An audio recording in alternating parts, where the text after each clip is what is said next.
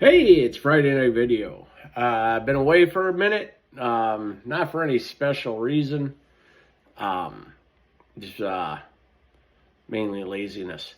But it's getting that time of year where you just don't feel like doing anything. It's snowy outside. We've had a couple days. In fact, was it a week ago? Our pipes froze and our cars went dead. Killed our batteries.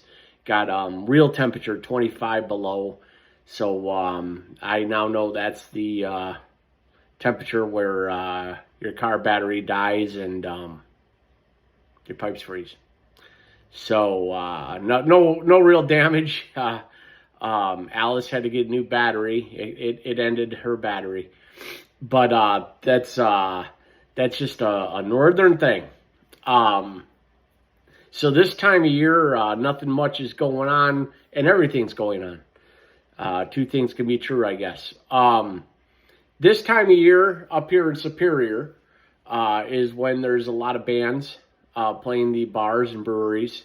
A lot of the bars here are set up to have bands. Not huge bands. We're not talking like Chicago Dirty Nellies or something.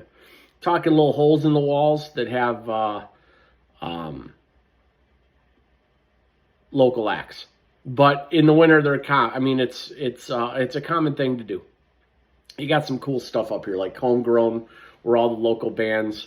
It's like every bars has somebody for a week. We got Porch Fest, which is more in the summer, where bands come and play on your porch if you volunteer to have them. But this is a pretty big live music area. It's pretty cool. But the usual winter sports here, skiing, snowmobiling, stuff like that. But I've spent enough money on crap. I'm not getting a snowmobile. My son likes to ski, and there's ski hills around here. But it's kind of the downtime. So we'll start fly tying and stuff like that. The next thing on the agenda is steelhead season. So I'll be tying up for that. And the next thing is turkey season, which I love turkey hunting. It's kind of easy, I guess you could say. You basically call in the bird and you shoot the bird. Not rocket science. I like to call turkeys in with my own voice. I call deer in and turkey. I don't use anything. I don't like using anything store-bought. But anyway, we're not going to talk about turkey hunting. What we are going to talk about, and what I promised, is expand on shotguns. So, like I said, this video is mostly directed at people in Illinois. I've lived in Illinois several times, not by choice, but it's a very populated state, and very populated people who know nothing about hunting or about the outdoors. I run into very few people who really know anything about the outdoors or actually hunt. I always get that, yeah, my neighbor hunts, and you love him, he hunts, and then I talked to a guy, he went hunting 30 years ago one time with an uncle, and that's all he knows. That's the case more often than not. So most people that I know in Illinois don't know how to hunt mushrooms. They don't know how to pick ferns and what to use certain, different things for, and have no real connection to the wild world, because even if there was some around them, they wouldn't be allowed to use it. So anyway, back to business. So I had said a while I was going to explain some things about shotguns during the hunting season. I use, and I swear by, and it's all I use. I really don't have any other kinds of shotguns. I have double barrels. Over and unders or side by side. I've just recently gotten to side by side. Didn't think I'd like it. Side note, if you're wondering why the light keeps changing on this, so I bought some more expensive lights in this house, fan light combos, and they suck. So they're all kind of shorting out. So we went, and it was Alice's idea. Got to give her credit. She found some better fans that were much less money from Home Depot. I'm not doing an ad for Home Depot. I'm just telling you, it's good to have somebody you can walk in and yell at. But anyway, I'm not going to do it because me and electricity are a disaster. Don't want no part of it. Have to get somebody to change out the lights. But yeah, if you see the lights flickering and changing colors, I'm an idiot and I bought these. By the way, I'm drinking a lighthearted IPA. I did not drink any beer or alcohol except for 3 occasions, which was bands or whatever, special events during the whole month of January. So I did a pretty good dry January. Alice did a phenomenal dry January. She didn't have anything. I cheated a couple times, just a couple. But anyway, here we are. So anyway, double barrel shotguns. I've explained, and I don't know if I explained what a choke is. The thing I like about a double barrel shotgun is you have 2 chokes. You got 2 barrels, 2 chokes. With a semi-automatic shotgun or pump action shotgun, you only have a single choke. Now, if you're hunting pheasants out in Nebraska or South Dakota, a single choke might be okay. I mean, yeah, it might be even an advantage, just having that 1 choke and the extra rounds. But I hunt grouse primarily. I do some pheasant hunting, but most of my pheasant hunting is what they call club birds. I do, once in a while go on wild birds, but I'll adjust my chokes because the chokes are removable. So I can go from a cylinder to an improved cylinder for grouse, and then a modified to a full, 2 barrels, modified full, on pheasants at longer range. Now, I don't know if I explained exactly what a choke does. So depending on the choke is how wide your pattern is, okay? So let's say turkey or pheasant, which are birds that you're going to hit out further out, I'm going to use what they call full choke, which narrows the pattern and it takes longer to spread out. It also flies faster because the BBs are together sharing air and it goes a longer range. A cylinder choke throws the pattern out at its widest. There are ones that like skeet chokes and stuff, but we're just talking normal hunting chokes. Put out the pattern wider. More chance of hitting the bird, but a much shorter range. So most of my grouse, I'm hitting it from 10 to 20 yards max. Where a pheasant, I might be shooting 30 to 50 yards.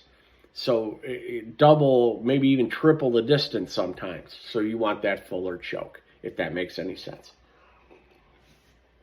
But anyway, like I said, like 28 gauge. So I'm just going to show you 28 gauges and what they look like. First we'll grab this one, and like I said, this video is for beginner hunters, people thinking of getting into hunting. So I'm not pulling out the gun to show off my guns. This gun is so light, 28 gauge, there's nothing I can't do with it. Very light, very low recoil. A lot of people, when they start hunting, especially with a shotgun bird hunting, they overgun themselves. You don't need a $1,500 gun in 3.5-inch Magnum, 12 gauge to shoot at a grouse. Okay? In fact, it's going to do more damage than good. It's going to tear up the bird because it's putting out a lot of shot. Even for pheasant, these days, and it's not just because I'm older. When I was young, I did the same shit. I want bigger. Bigger is better. No. Smaller is better, in my opinion. Maybe it's because I'm older, but I'm also covering 10 miles in a day sometimes through thick stuff. A light shotgun is a good thing. So the highest I usually go is 20 gauge. So 20 gauge is bigger than a 28. It's kind of reverse numbers. 12 is bigger than a 20. It's much easier to find ammo for the 28 gauges than it used to be. 12 is still king, probably in the variety of ammo. And the thing about a shotgun, just in general, we're just talking a shotgun, it's the most versatile of all guns. So if you're going to hunt, if somebody's going to tell me you can only have one gun for the rest of your life, and you got to do everything with it, I would pick probably a pump action 12 gauge shotgun. Reason being, remember I said I'm not a fan of 12 gauges. There's so many different kinds of ammo and so many different things you can do with it. And like on a pump action, you can usually switch out barrels. So I can put on a deer hunting barrel that shoots slugs. Some of these slug guns reach out 250, maybe even 300 yards. So they're basically a rifle. I can switch out the barrel and be ready to hunt ducks. Can switch out the barrel again and be able to hunt quail. So it is by far the most versatile gun there is. Over-unders are not. Pretty much just bird guns. You can hunt turkey, you can hunt deer with them. You'd be putting yourself at a disadvantage, but there you have it. But anyway, your normal over and under, you can see it's unloaded, no ammo. I don't even keep ammo around the gun, and that's a good practice. So my ammo is always separate from the gun, not just because I have kids in the house, but just normally. I don't keep ammo with the gun. And I always carry the gun unloaded. If you start hunting, that's a big no-no. You do not want to have a loaded gun in the car. You don't want a loaded gun leaning against your pickup truck when the game warden comes. Trust me on this. So anyway, as you can see, one barrel's on top of the other. Okay? It shoots faster in a semi-automatic because technically, the way your barrels are angled, the first shot gives less rise, and your bottom barrel goes off first, your second barrel's on top, and it goes off. There are exceptions, but in general, that's how we do it. So like I said, I'm going to put the most open choke on the barrel and a tighter choke on top, because a bird, hopefully, if it's smart, is flying away. So anyway, that's the most basic of the shotguns. This is something I would recommend to your Illinois beginning hunter. It's a TriStar. They're effective shotguns. They're decent shotguns. Nothing wrong with them. They're light for a inexpensive shotgun. Probably run about $500. And it's a good bang for your buck. So anyway. No, decent shotguns for the money. I've had much more expensive shotguns outperformed by my cheaper shotguns. So money ain't everything when it comes to guns. It doesn't hurt, but it ain't everything. So anyway, that's the over-under. My new favorite shotgun, and I'm loving this gun. I did not think I would. Let's put that back in correctly.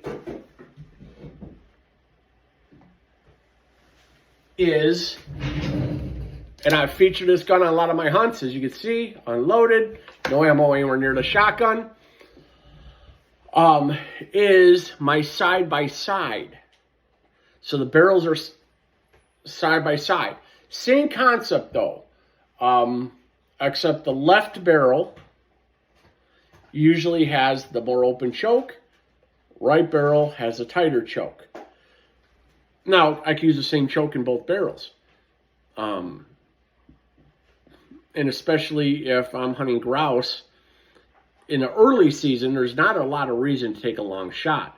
Now, in the later season, because the leaves are off the tree, I can see further, I can see the bird further, I might want to go to a tighter choke, which I actually think I did this year, because I was starting to take birds at distances that were beyond the normal. That's part of is the season. When you have a nice long season, the birds get more wary, they flush further out, the smart ones get smarter, so on and so on. But anyway, one of the advantages, now if you ever see a side-by-side shotgun, and it's an older model. And even today, the newer models, some of them have 2 triggers. Because some people, because it's tradition or heritage, older shotguns used to have 2 triggers. 1 trigger per barrel. So it's not uncommon even today to see that in a shotgun. This is a single trigger. I like that. I don't like fumbling for a trigger, especially with gloves on. But I think that's more psychological. I really don't think there's a difference because I have had 2 trigger guns. I did just fine with them. You learn, you just, it's like, let's say playing an instrument, where's a string? After a while, you don't have to look. It's just natural that you go to that thing. So anyway, the one advantage of a side-by-side is loading it. And there were many times this year where I had to load fast. The last day of the season, Uzi was just kicking up birds like crazy in small areas. I mean, bird after bird after bird. And I was fumbling to reload. Luckily, I had my trusty side-by-side. And the good thing about side-by-side is over and under, when you break the action to put the ammo in, sometimes the lower barrel, it's not as automatic putting the shell in. I'm not saying you have to fight to put it in or it's tricky. But without looking and in a frenzy, it can be a pain in the ass. Whereas these, every time you open it, both barrels are immediately accessible. It opens very quick. The other thing I like about this shotgun, and if you're looking for a shotgun, you're new to hunting, there's what they call pointability. And it's how well the shotgun points. This doesn't come with money. It's how your body's built. So you may find that cheap shotgun that comes up to your eye better than a more expensive shotgun. And that's really the most important thing.